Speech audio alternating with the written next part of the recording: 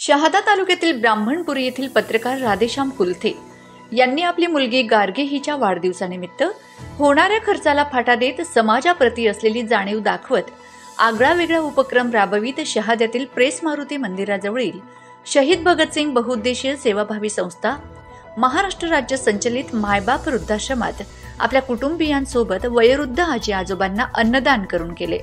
या प्रसंगी उबदार कपडे वाटप करून अनोख्या पद्धतीने आपल्या मुलीचा वाढदिवस साजरा केला।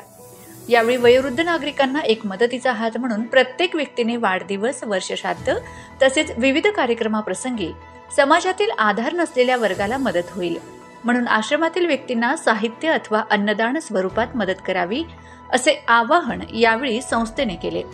पत्रकार राधेश्याम कुलथे यांच्या सामाजिक उपक्रमाबद्दल त्यांचे सर्व स्तरातून अभिनंदन केले जात आहे। ते समाजातील गोरगरीब नागरिक व वंचितांच्या हितासाठी नेहमीच अग्रेसर असतात।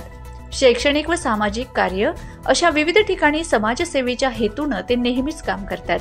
तसेच आश्रमातील सद्यस्थितीबद्दल जयेश पाटील, सचिन पावरा, पंकज अहिरे यांनी सविस्तर माहिती दिली।